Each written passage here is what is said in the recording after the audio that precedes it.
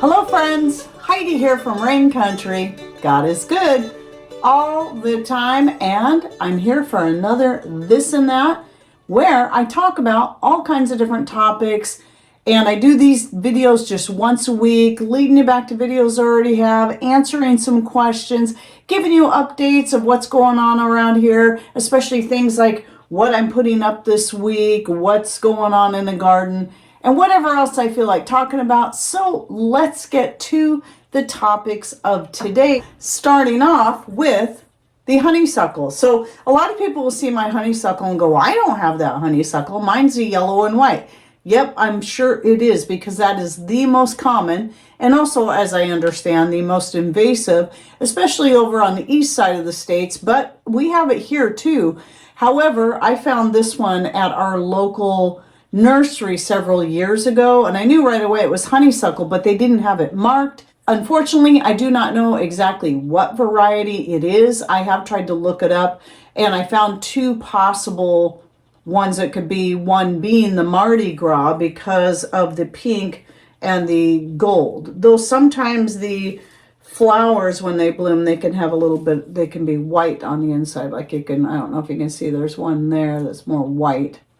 Anyway, there was another one too. I don't remember what it was called. It seemed like it might have had flame in the name. So sorry, I can't tell you exactly which kind mine is. I don't know if it's as invasive as the Japanese, but it does spread. That's for sure.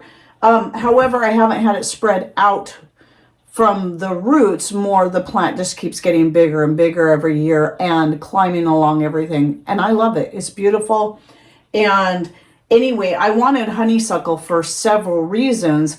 One, because I love honeysuckle. I adore the aroma of it. Just holding this basket next to my face, it's just wonderful. I love the smell of honeysuckle. It just really makes you happy. And when I walk out in my garden, where in all the places where I've got it growing, because I've got some out front, some on the deck in a pot, and then some in the back garden, and everywhere I go, there's the honeysuckle, and it's just wonderful to be able to have that aroma. However, I also knew that not only is honeysuckle edible and can be used in many ways, it does have medicinal purposes, one being very, very good for the skin, which is why I dehydrated up. Like, this is the start of this year's harvest. I just put this up yesterday. I do crush them after they're dehydrated to make sure there aren't any damp spots, because one of the issues with these is that sometimes down here they don't fully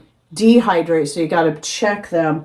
If they need more drying, I'll put them back in the dehydrator. But I'm not going to go into all the benefits today, because I already have a video I did a few years ago. And please know that these benefits will apply to the white and yellow honeysuckle that most of you already know grows like crazy in your area.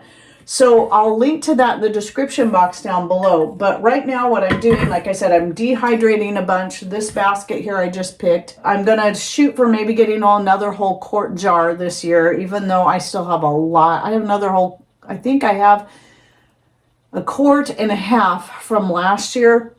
But still, I always like to stay way ahead on my herbs. And since I sell my skin cream as well as use it, I always like to make sure I'm well ahead on the herbs that I use in the infused oil that goes in that skin cream. And if you'd like to know more about that, I'll link to that in the description box down below, because even though I sell it, I also give you the recipe for free so you can make it yourself. Anyway, so only dried herbs when infusing oils. I know some people use fresh. I only use dried. But when it comes to making tinctures or anything else, fresh or dried is cool.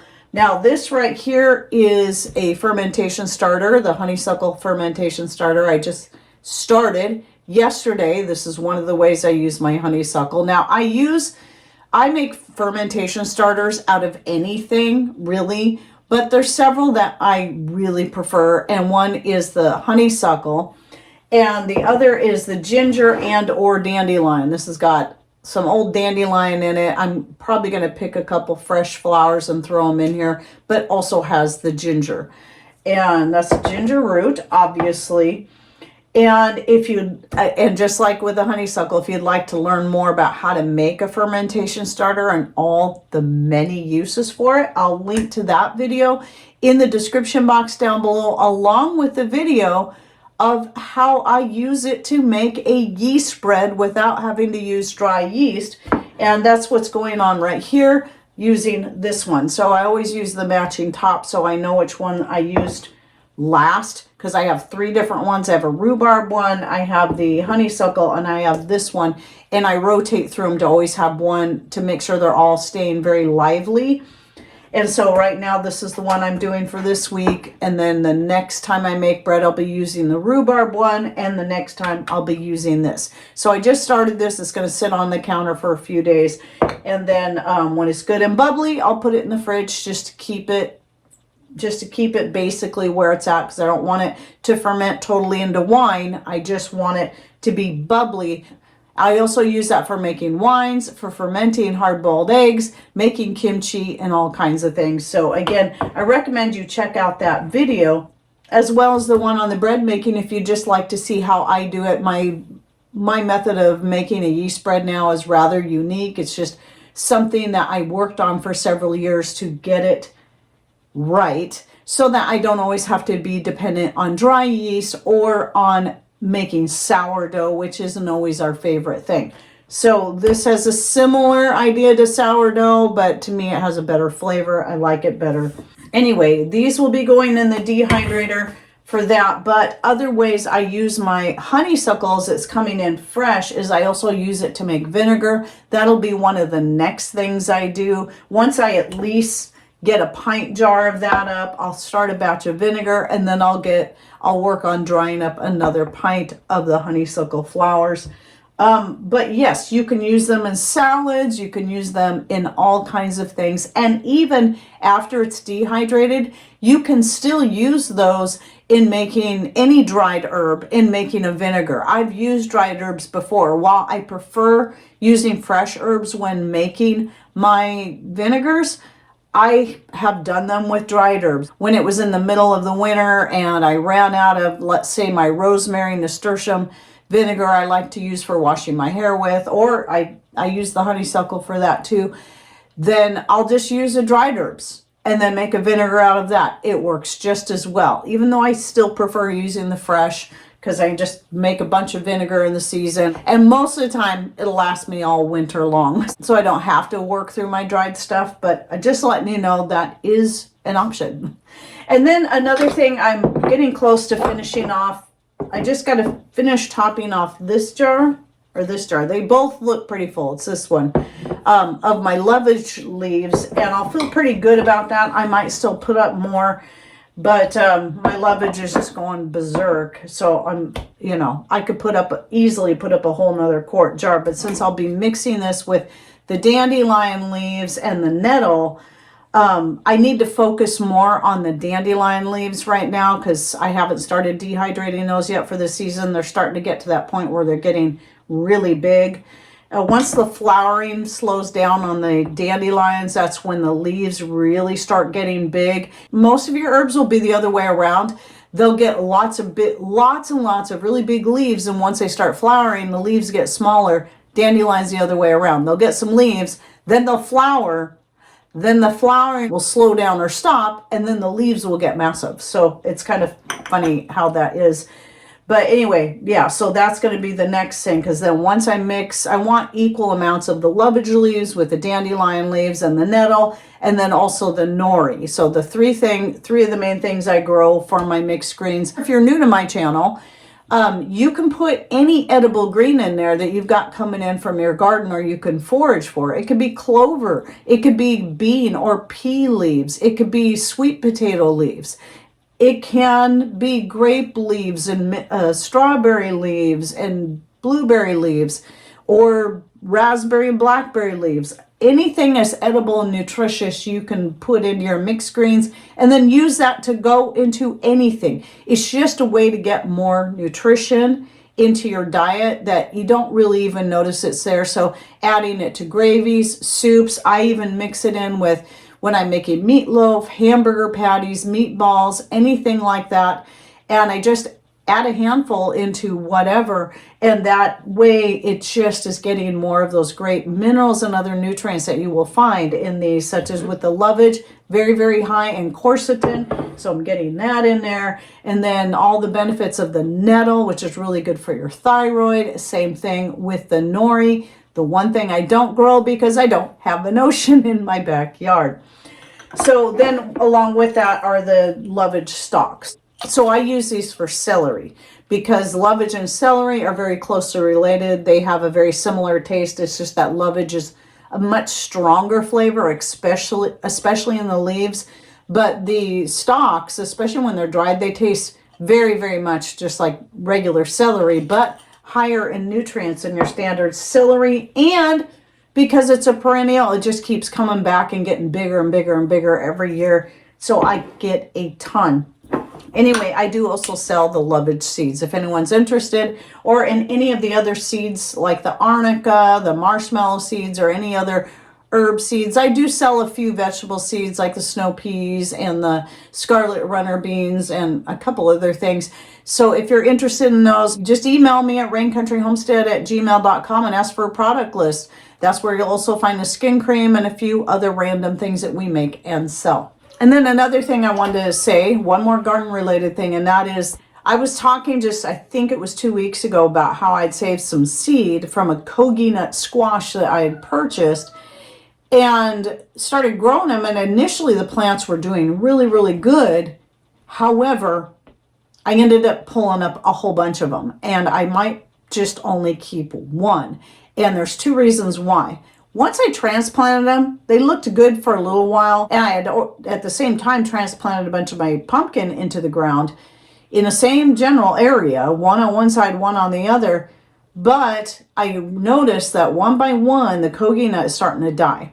And so I'm like, okay, it doesn't seem quite as sturdy, at least for transplanting, as the pumpkin does.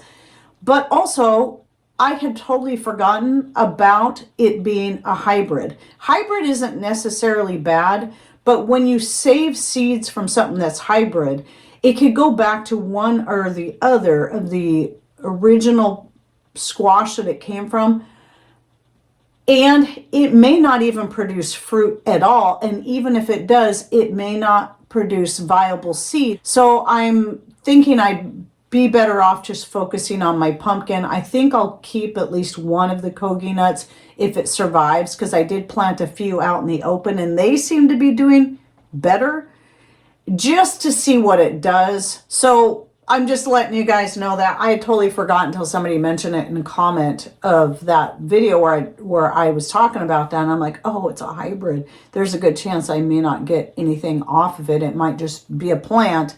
And who knows what I'm going to get out of it, even if it does get fruit. So some of the things you got to think about when you're saving seeds from things that you buy like that. And you got to think, was this heirloom or is this hybrid? Because you just never know what to expect. So we'll see. I'll leave, like I said, I'll leave at least the one and see what happens with it. Then another thing, I'm going to talk about Azure Standard again. I know people probably get sick and tired of me talking about it, but there's some things that I don't always think to mention that people should understand when it comes to a drop point. If you have a drop point and you order stuff, even if you put all that stuff in your cart and you pay for it 2 or 3 weeks before the drop comes, if that item goes out of stock, well, when I say pay for it, that means you checked out, because you don't get charged for that until it ships. You're not going to get charged for whatever the item is.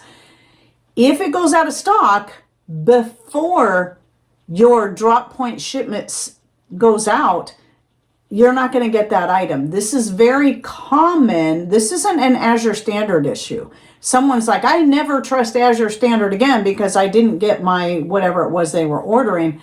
And I think they'd only tried the one time. I don't know. This happens when you're working through a drop point. This is very common.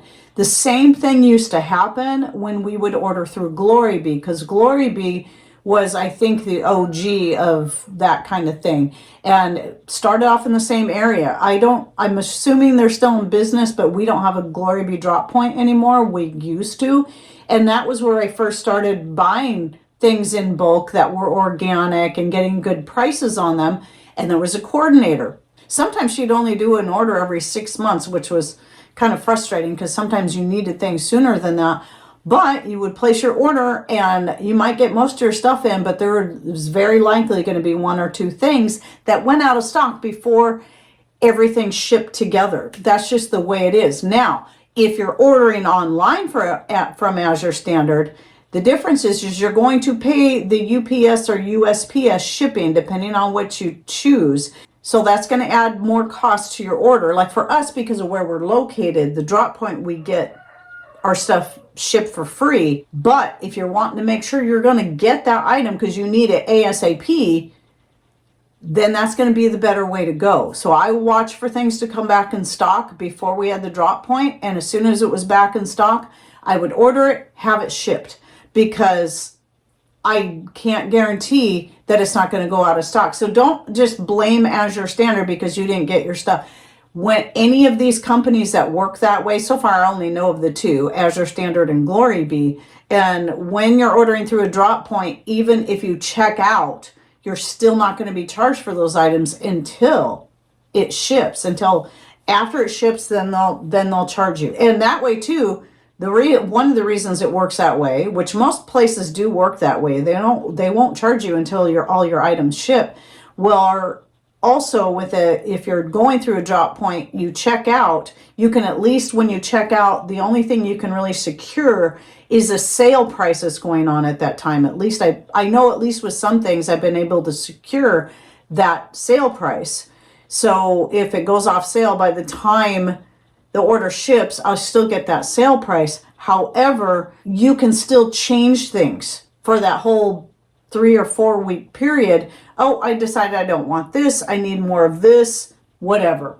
And that's what I like about that. But to make sure that, like with the milk, when they first got that milk in, the Organic Valley milk, and I was ordering it twice. When I first started ordering it, it didn't come, because a lot of times when they start carrying something for the first time, they don't know what the level is of sale they're going to get. So they have to base it on how fast things sell. And now I've been able to get it every time. However, I still stay way ahead just in case suddenly more people want to start buying that and then it goes out of stock before I get my shipment. And so I'm not worried about it. So that's another thing you've got to think about. That's part of being prepared, always staying ahead just in case, right? So that's what I do with stuff like that. The butter, the cheese, the milk, the things that we go through on a pretty regular basis, the chicken feed, the grains, etc. So anyway, just some tips there. And I just want to clarify that, because if you're new to Azure Standard and you're going through a drop point, you might not know that is a common scenario no matter what the company is. It's because of the way everything works. And then the last thing, I'll just say this real quickly. Somebody was asking me to possibly do a video on things that chickens can and cannot eat. Maybe I will, I don't know. But here's what I do. If I'm going to introduce a new grain or something into my chicken's diet, I just look it up. Is this going to be okay, especially if I'm mixing the grains together? But most of the time, like with the things just growing naturally in my garden, or just like kitchen scraps I throw out there, they're going to pick through and eat only what they know. Chickens, like most animals, are very instinctual about what they eat. They know what they can and cannot eat by instinct. But if you blend things up, they may get stuff in and you don't know if it's good for them or not. They may end up inadvertently eating things that they shouldn't. So as long as you understand that, it's usually pretty simple. But I know when I first got my chickens 9 years ago, I was kind of freaked out, like, oh no, can they eat the mints? Are these safe for them? Then I learned that it's not something I have to worry about, because I really freaked out when I started reaching through the fence and pecking the leaves, eating the leaves off my potato plants. I'm like, oh my gosh, is that going to kill them? No, obviously not. Obviously not. They know this. So knowing that just brought a lot of peace. But again, if I'm going to mix something in, like with the grains, I still look it up, because I had some rye grains, for example. I've never given rye to my chickens. I was thinking about mixing it in with their feed that I make for them, but I figured I'd better check just to make sure. And sure enough, of course, they love rye. It is good for them, but alike with some other types of grains, you just want to make sure you're not giving them too much at a time. Same thing with dairy. Chickens are not lactose intolerant. They love dairy. It's good for them, but you don't want to give them too much. So there's just these things you learn. How I've always figured out is I'm like, oh, let me look this up just to make sure. And it's really quite simple. You just put it in your browser. Is such and such safe for chickens? Is it okay for me to feed this to my chickens? It's not that hard. So maybe I'll do a video, but it'll probably take me a long time to go through all the many things and try to figure out what other things are people going to want to know is safe for chickens, when it's just as easy enough to look it up for yourself and know that when you throw stuff out there or you got stuff growing, they know by instinct what they can eat. So anyway, I just want to throw that out there. But it was a great question, great idea for a video. I can tell you what I give my chickens and what's safe for them based on what I've given them. Anyway, I hope you enjoyed my this and that for the week, and any thoughts, ideas you'd like to share, please put those in comments down below. And don't forget, check out the links I'll be putting in the description box by clicking on more, show more. And thanks for watching. Take care and God bless.